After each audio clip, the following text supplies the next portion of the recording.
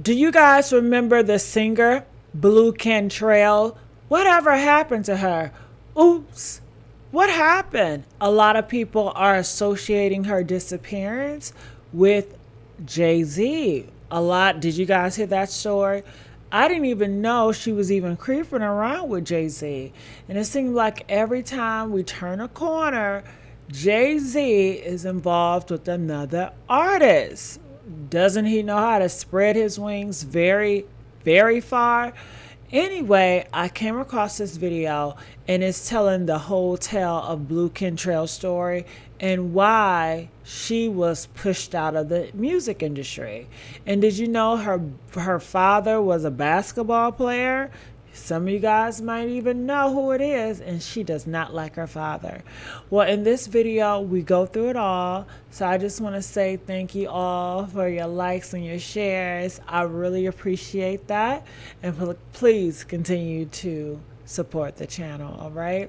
So let's do another reaction video and let's see what's going on and comment because I want to know your thoughts. And the one reason why he was attracted to me was the one reason why we're not together. He couldn't handle the fact that I had nude pictures.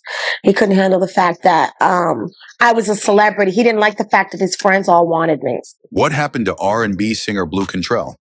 Why did she suddenly disappear from the spotlight after her hit songs like Hit 'Em Up Style? Fans have been worried for years. Was it personal struggles, career problems, or something more? Now Blu Cantrell finally confirms the truth.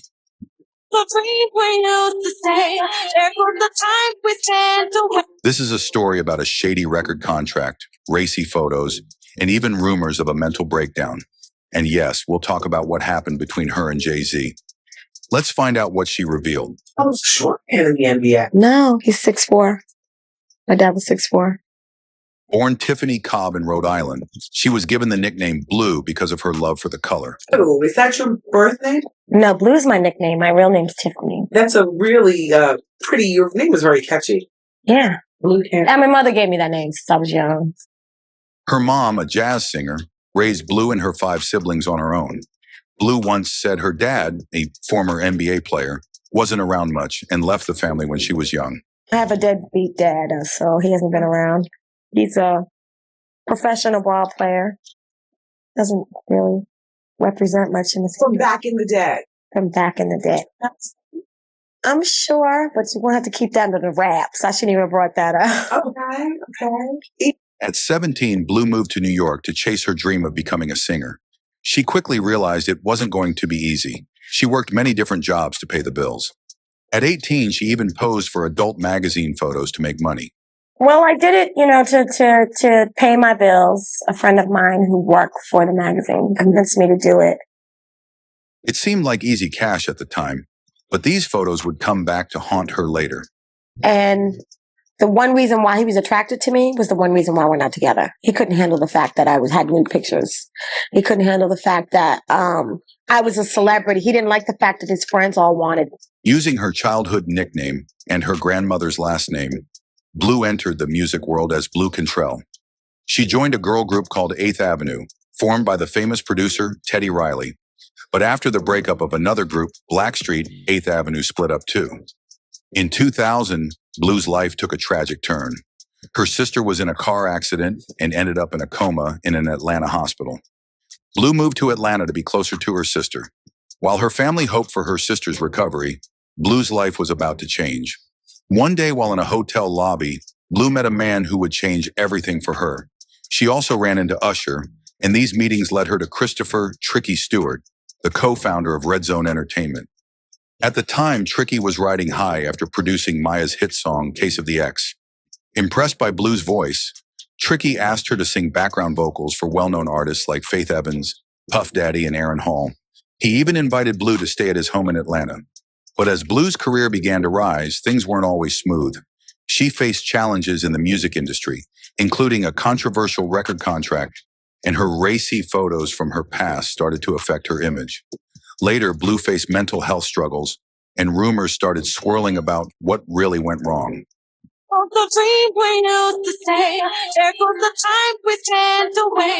Blu had a lot on her plate when it came time to decide whether she should return to New York. She was still dealing with a lot of stress, even though her sister had come out of a coma. But there was still a long recovery ahead for her sister, and Blu wasn't sure if she was ready to jump back into life in New York. However, something about being around Tricky's family made her feel like it was the right move. She had been living alone for so long, and she really longed for the stability of being around people who cared for her. So she decided to stay in Atlanta and even moved in with Tricky and his family for a while. While staying with Tricky, he told her he was going to call his friend L.A. Reid, who was the president of Arista Records, to listen to some of her songs. Blu didn't believe him at first, but soon enough, L.A. Reid was in the studio with them. He was impressed by Blu's amazing voice and offered her a deal on the spot. Blu was ready to sign right away, but Tricky told her to slow down and take some time to think things through. They decided to send L.A. Reid away and talk about it more. Soon news spread about the new singer with the incredible voice. Before long, 10 different record labels were fighting to sign her. L.A. Reid wasn't about to let anyone else sign her, so he offered her the best deal and even threw in a Ferrari to sweeten the deal. Blu was happy to sign with Arista, but little did she know she was also signing away all of her future profits. If he mess up, you gotta hit him up. She quickly got to work on her debut album.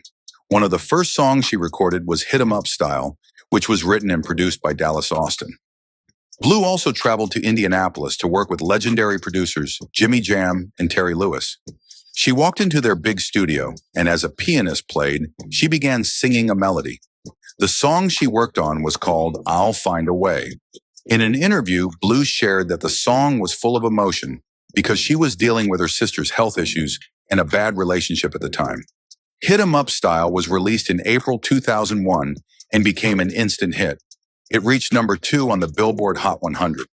Blu was sent on a nationwide tour to promote the song and also received a Grammy nomination. Her debut album, So Blue, was released in July 2001 and went on to be certified gold. Blu worked hard to get her music noticed. She didn't just sit back and hope people would listen to her albums. She went to many record stores and convinced store owners to buy more copies of her album.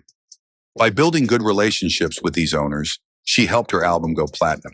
It was a smart move, and it paid off. At an awards show, Blu met an NBA player. She never said who he was, but she did tell Wendy Williams that he was very interested in her. They started dating, and everything seemed great. Approached me at an award show that I did. Okay. And just pursued me and kept calling me and calling me and calling me, and eventually started dating him. Ended up falling in love, meeting his mother, staying with him the whole night. Okay. And Her career was doing well, and she was happy.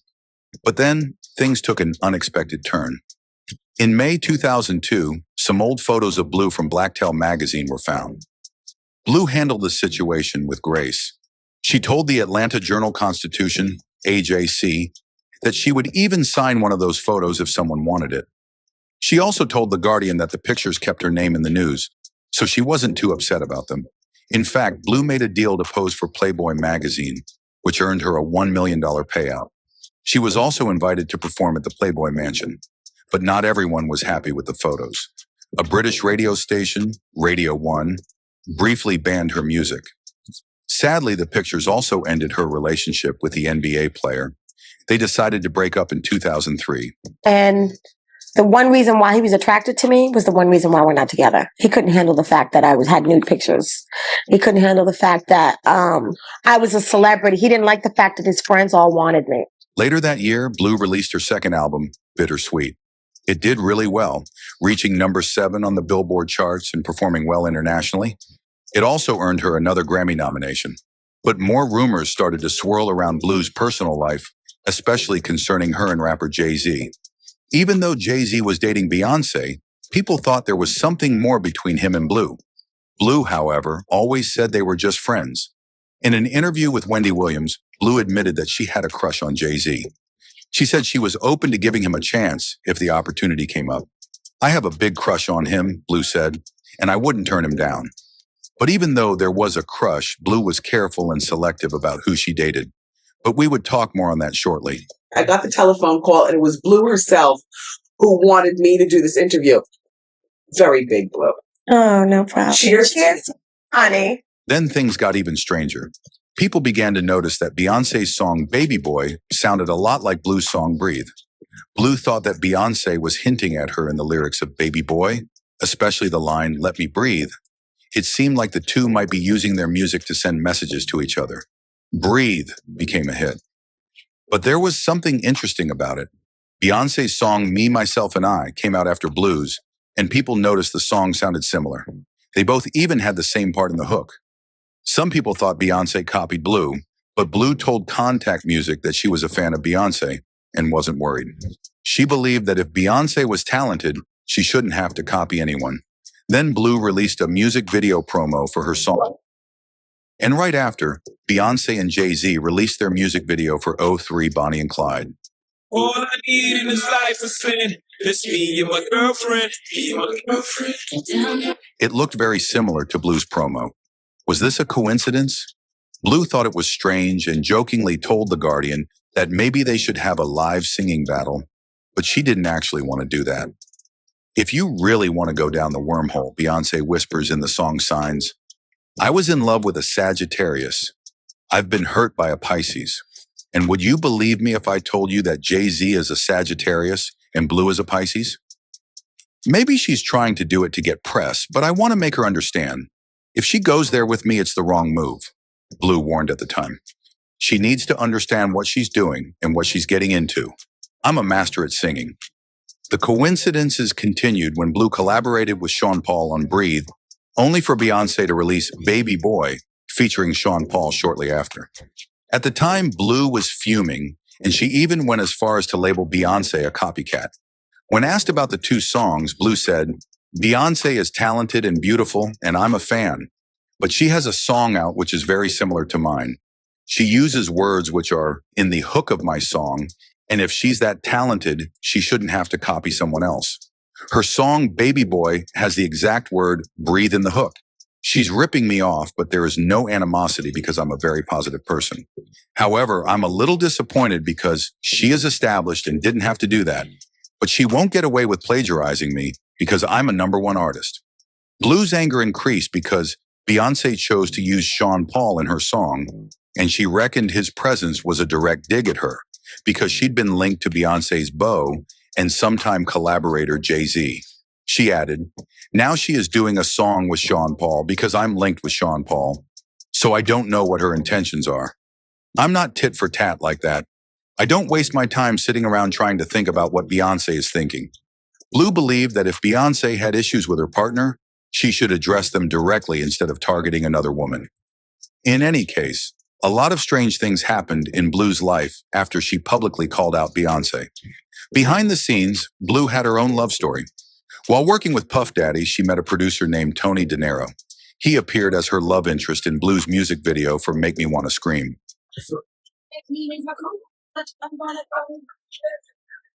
They started dating, and Blue was so in love with him that she hired him as her tour manager. However, in 2004, news broke that Blue had broken up with Tony after their fights turned physical. Tony denied these claims. Cantrell's struggles in the music industry, Blue's career began to stall. She shared in an interview that when L.A. Reid, the head of her label Arista, left, she didn't want to stay with the label anymore. Things became chaotic, and the people in charge of her music forgot to renew her contract. This mistake meant Blue was no longer tied to the label, and she was left without a record deal. Despite this, she didn't stop making music. She toured and worked on her music by herself. In 2007, Blue took part in a stage play called Gossip, Lies, and Secrets, starring alongside Kenya Moore and Lisa Ray. The following year, she appeared on a reality show called Celebrity Circus. Unfortunately, she was eliminated early. Rumors also spread that she was having a relationship with a fellow contestant, Antonio Sabato Jr. But Blue's representative denied this, saying they were just having fun. After that, she seemed to disappear from the public eye. All we do is make it. In an interview, Blue shared that she had moved to London for a while to escape the pressure of fame. She just wanted to live a normal life away from being in the spotlight all the time. By 2012, she was ready to work on a new album. However, that album still hasn't been released, and fans are still waiting for new music from her. In 2014, Blu made headlines again when TMZ reported that she was found running through the streets of Santa Monica at 2 a.m., saying someone had poisoned her. She was taken to the hospital for a psychological evaluation. Instead of treating it with the care it deserved, the tabloids pounced, turning a real issue into dramatic headlines for clicks. Back then, people weren't as open about mental health as they are now. Instead of seeing her as someone going through a tough time, the narrative shifted. Suddenly, the same industry that celebrated her started keeping their distance. Collaborations? Gone. Gigs? Few and far between. It was like they decided she wasn't safe enough to work with anymore, which only made things harder for her. Blu later described herself as a one-hit wonder. No one knows exactly what happened to her, but it seemed like things were getting worse.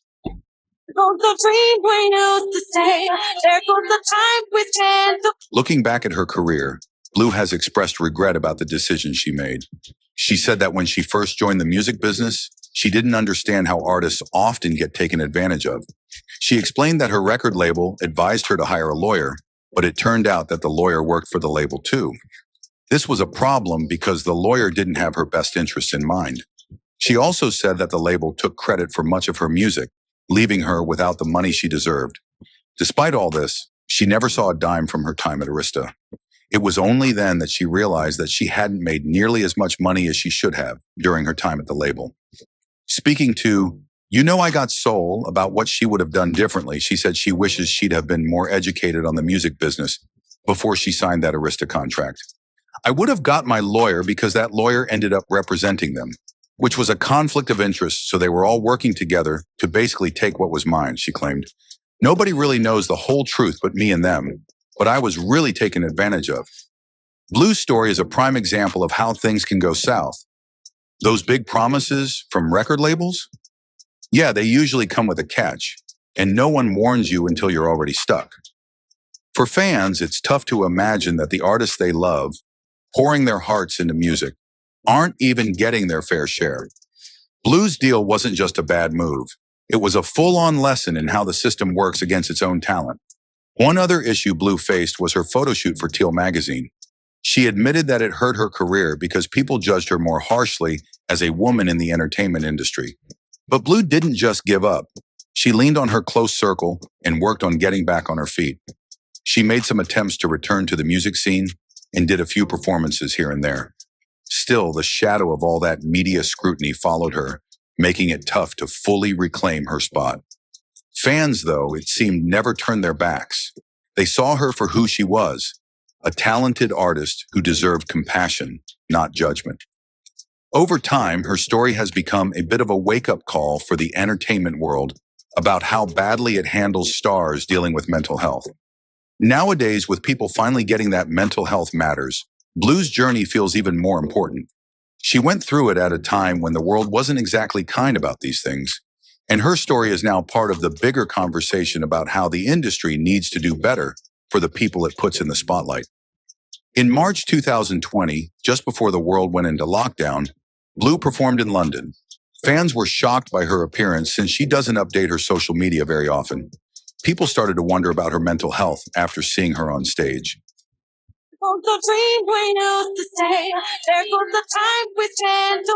You might also wonder about the story between Blu Cantrell and Jay-Z.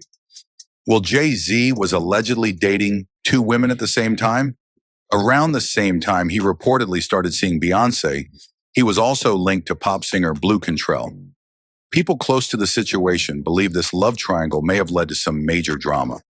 One big claim is that Jay-Z and Beyoncé may have even used their power to erase Blu Cantrell's career. According to a woman named Shar, who's been talking about this on social media, she thinks the couple named their daughter Blue Ivy for a very calculated reason. Shar claims it wasn't because Jay-Z was still fond of Blu Cantrell, but because they wanted to push Cantrell's name off the internet.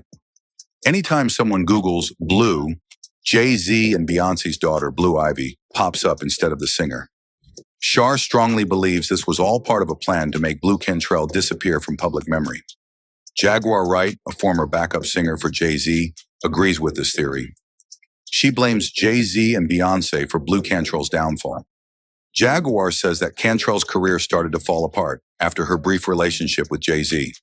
She also mentions that in 2004, when Jay-Z became president of Def Jam Records, Blu Cantrell's contract wasn't renewed.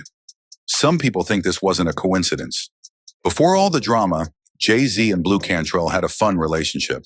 They were often seen in public together, going on fancy vacations and enjoying life. However, the relationship didn't last long. Blu later admitted that they broke up because Jay-Z couldn't match her energy. Things got even messier after a 2003 interview Blu did with Wendy Williams. During that interview, Blu openly talked about her crush on Jay-Z and even gossiped about Beyoncé. This interview may have been a turning point for Blu. Some say it upset the Carters so much that it led to her being pushed out of the industry. Wendy even made comments that fueled the rivalry, saying, "Look out, Beyoncé, Blu is in town." Blu Cantrell's connections to other celebrities also raised eyebrows. She once told a reporter that Diddy complimented her after seeing her nude photos. These casual comments and her bold personality may have made her a target in an industry where powerful people can make or break careers. Shar and Jaguar Wright believe this isn't just about Blu Cantrell. They think other talented singers like Aaliyah, Mia, and Monica also face challenges because of Beyoncé's rise to fame. They suggest that the Carters use their influence to clear the path for Beyoncé by sabotaging others. Jaguar Wright even called out Blu Cantrell directly, saying, "Blu, it's time to talk. Jay-Z worked very hard to erase you and me." This ongoing conversation about love triangles, power, and sabotage in the music industry has sparked a lot of speculation. While some people think these claims are just rumors, others believe there might be some truth to them. What do you think? Could Blu Cantrell's career have been intentionally sabotaged, or was it just bad timing? Despite all of these struggles, we hope Blu can find peace and release new music for her fans. We're rooting for her and wish her all the best. What do you think about Blu Cantrell's career?